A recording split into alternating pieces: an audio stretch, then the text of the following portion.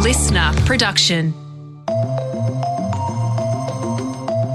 Hey there, I'm Bension Siebert and welcome to today's afternoon episode of The Briefing. Since records began in 1910, the temperature in Australia has risen by 1.5 degrees Celsius. And with every minute rise that occurs, our atmosphere can store more moisture, meaning more rain and more aggressive and frequent floods.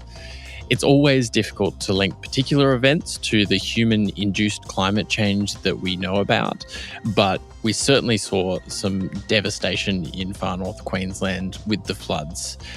So assuming that the floods that we've seen and are seeing right now across Australia are likely to continue, how should we be designing and building our cities so that we can limit the devastation?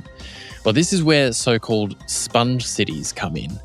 It's also known as water-sensitive urban design, and these building principles involve using soft materials like plants or water catchment techniques instead of hard surfaces like concrete to absorb water rather than repelling it.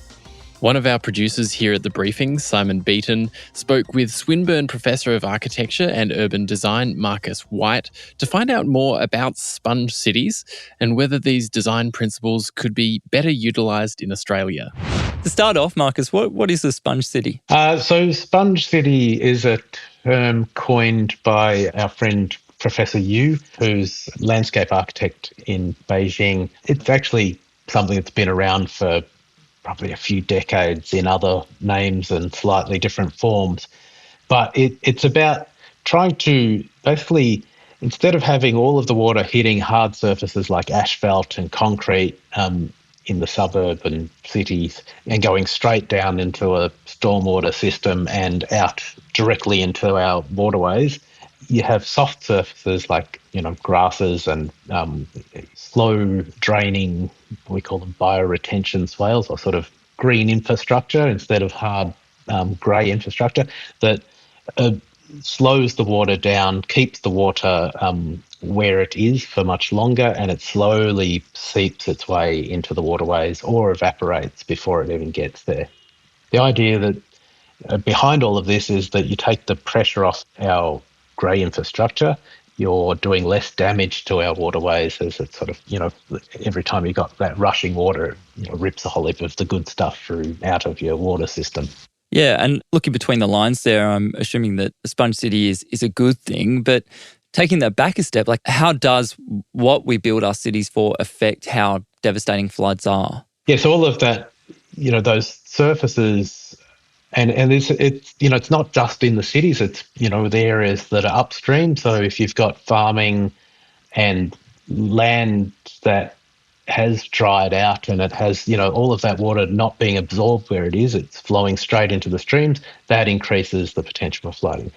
In the urban areas upstream, if you've got areas that are heavily paved or concreted or, heavily housed with roofs that are pumping all the water into the water system, all of that puts pressure on downstream. So you're not going to be able to avoid flooding. It's just part of a natural system, but you can reduce the impact of flooding if you consider all of those things upstream and downstream, and and you look at ways that are using this sort of green infrastructure or soft infrastructure or the sort of sponge city type approaches that will reduce the impacts downstream.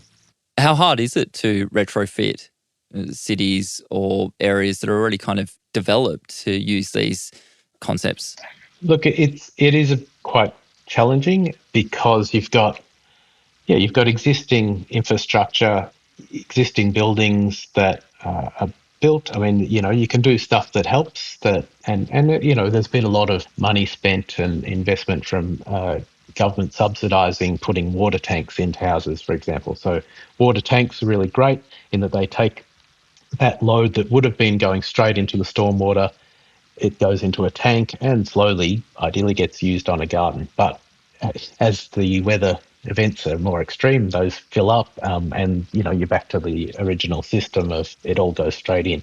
But, there's opportunities at the moment as well, and we do have a housing crisis, which is terrible but it's an opportunity to go, all right, we're in these existing suburbs that are well serviced and have been politically challenging and protected carefully by existing owners. There's an opportunity to go, well, actually, we need to densify, we need to provide new housing, and alongside that, there's an opportunity to improve the overall system, the urban system, to integrate some of these water-sensitive urban design sponge city strategies. So you might have higher density housing happening, but it's also contributing to fixing up your drainage system in the street. Might be investing in more plants, more trees, more suitable trees that are tolerant to the changing climates. Okay, so it's small things that could still be done to retrofit current large infrastructure that's grey and hard. And then for new developments or new areas that are being built, trying to use more of these concepts from the start where it's a little bit easier to work that in, correct? Yeah, that's right. And I think also importantly, if you're doing new development, to be a lot more conscious of what the conditions are environmentally before you start. Yes, you can retrofit and you can, there are schemes where they, like in Queensland, where they actually, the government gives over money to help lift houses up, but it's not exactly ideal. And so I think in some cases there'll be areas that will be just not suitable. They'll be uninsurable. And this was the little town that I grew up in, country Victoria, Catamatite. In the 1930s, it had flooded so badly, they just decided this is a terrible place to be, and they moved the whole town, I think it was like 500-600 metres up the road, away from where the flooding occurred. So, a terrible situation, but unfortunately in some circumstances that will be the case. Now, looking outside of Australia, in China or elsewhere in the world, are they using these design concepts more than here in Australia? Look, I think it's an area that's growing in many parts of the world. I don't know, we're certainly not behind. I think there are good examples around the world. We've got some fantastic examples, and I think China has, call it an advantage, that they have a very different political system where they can make very large changes to an urban system they don't have third-party objections, put it that way. So they can make those kind of very big changes without those hurdles that we go through, which is, it has its problems, but it also provides us some really good examples to look at and go, well, they did do exactly what they wanted to do there. How successful was it? What worked? What was less successful? And so there's a lot we can learn from some of the work of people like Professor Yu. And one final question for you.